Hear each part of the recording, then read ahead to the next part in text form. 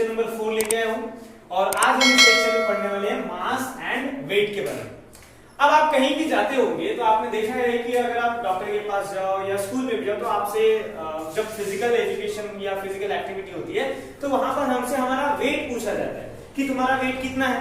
फिर हम बताते हैं सर मेरा वेट 40 kg, 50 kg, 30 kg, जो भी आपका वेट होगा वो आप बताते हो। पर आपने कभी क्या गौर किया है कि आपसे आज तक कभी किसी ने आपका मास नहीं पूछा होगा कि तेरा मास कितना है? ऐसा किसी ने पूछा कि आपसे? नहीं, हमसे हमेशा हमारा वेट ही पूछा जाता है। ठीक है, तो ये वेट होता क्या है और मास क्या होता है? क्या ये दोनों सेम है या दोनों अलग है? मास और वेट सेम होते हैं या अलग होते हैं? ठीक है, तो आज की इस वीडियो में हम इन्हीं दोनों चीजों के बारे में डिस्कस करने वाले हैं, यानी कि हम इनके बारे में डिफरेंसेस पता करने वाले हैं। ठीक है, तो हम एक साइड पे पढ़ेंगे मास और एक साइड में उसी के साथ साथ वेट। पहले हम निकाल लेते हैं मास, ठीक है, और दूसरा जो हमें देखना है वो है वेट। ठीक है, अब ये मास और वेट होता क्या है? तो सबसे पहले what is mean by mass? ठीक है, मास जो होता है इसकी डेफिनेशन होती है amount of matter present in any object. ठीक है, कि किसी भी ऑब्जेक्ट में कितने total number of atoms present है उसको हम बोलते हैं मास।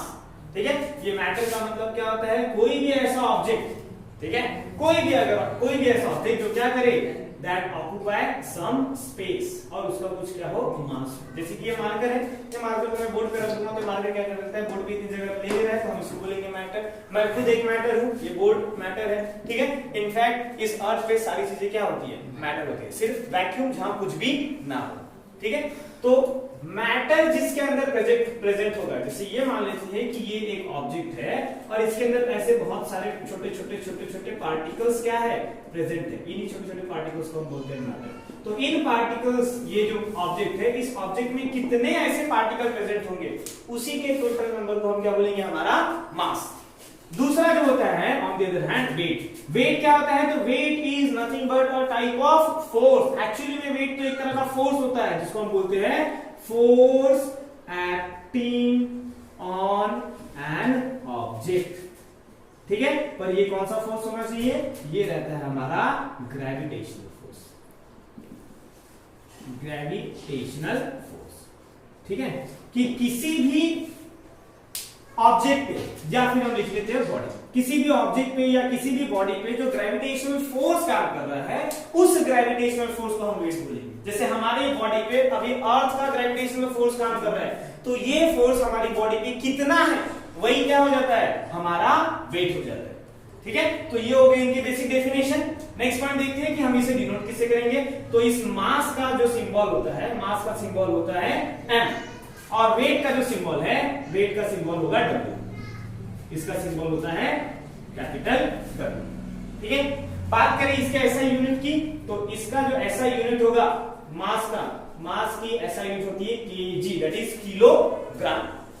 और वेट की जो ऐसा यूनिट होती है वो थोड़ी सी अलग होती है। हमने देखा है कि हम यूजुअली वेट को केजी में मेजर करते हैं, पर वेट की जो एक्चुअल ऐसा यूनिट होती है वो केजी ना होते हुए क्या होती है, एंड दैट इज न्यूटन। क्योंकि वेट क्या होता है, वेट तो एक तरह का फोर्स है ना, और फोर्स की यूनिट क्या होती है, न्यूटन। इसलिए वेट की ऐसा यूनिट क्या होगी, न्यूटन। अब इन दोनों में सबसे मेन जो डिफरेंस होता है वो ये होता है कि मास जो है ये हमेशा कांस्टेंट रहेगा।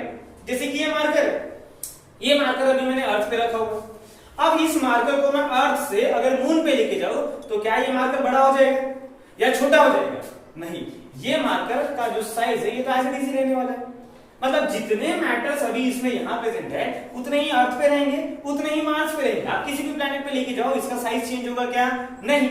तो मास जो होता है, मास क्या होता है, मास इज ऑलवेज कांस्टेंट। मास हमेशा क्या होगा, कांस्टेंट होगा, ये कभी चेंज नहीं करेगा। क्यों? क्योंकि नंबर ऑफ मैटर्स नहीं बदलेंगे। हाँ, अगर हम इसके साइज को छोटा करें या बड़ा करें तो वो अलग बात है, पर अगर मैं इसको यहां से दूसरे प्लेनेट पे लेके जाऊं तो ये तो छोटा बड़ा होने से रहा, तो इसका जो मैटर का यानी कि जो टोटल पार्टिकल्स है वो बदलेंगे क्या? नहीं।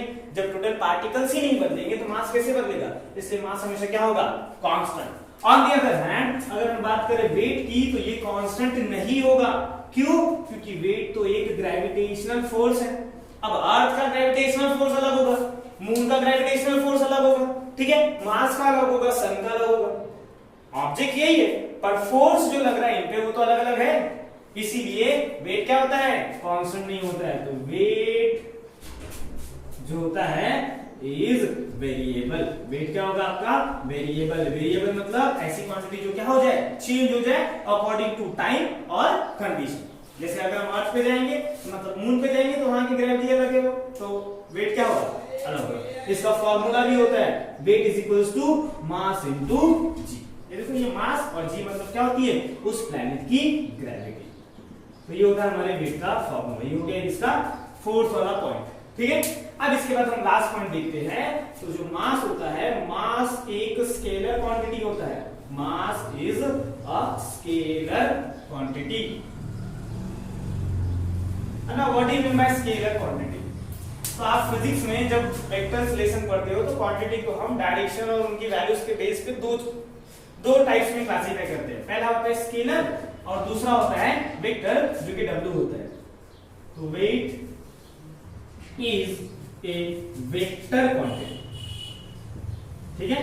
मास क्या होगा, स्केलर क्वांटिटी, ठीक है, और वेट क्या होगा, वेक्टर क्वांटिटी। स्केलर क्वांटिटी मतलब कैसी क्वांटिटी, एक ऐसी क्वांटिटी जिसका मैग्नीट्यूड होगा, मैग्नीट्यूड यानी कि उसकी वैल्यू तो होगी but it does not have any direction,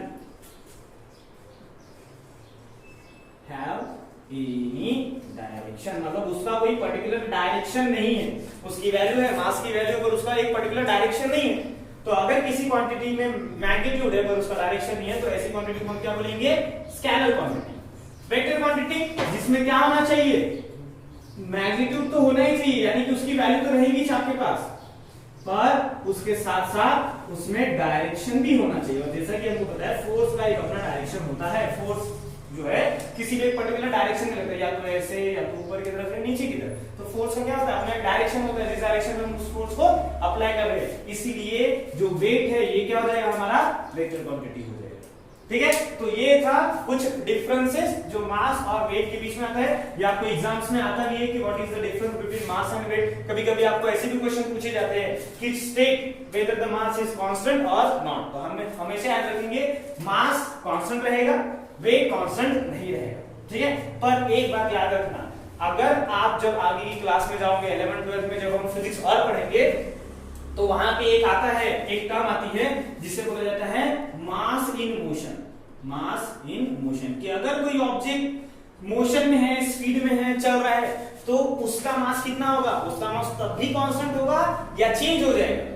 तो वहां पे जो मास इन मोशन में उसमें एक आपको फॉर्मूला देखने को मिलता है, वो जो होता है मास वहां पे वेलोसिटी के हिसाब से चेंज होता तो है पर वो जो चेंज है वो बहुत ही कम निग्लिजिबल होता है, एकदम नहीं के बराबर होता है। इसलिए मास हमेशा क्या होता है, कांस्टेंट होता है, ठीक है, ओके।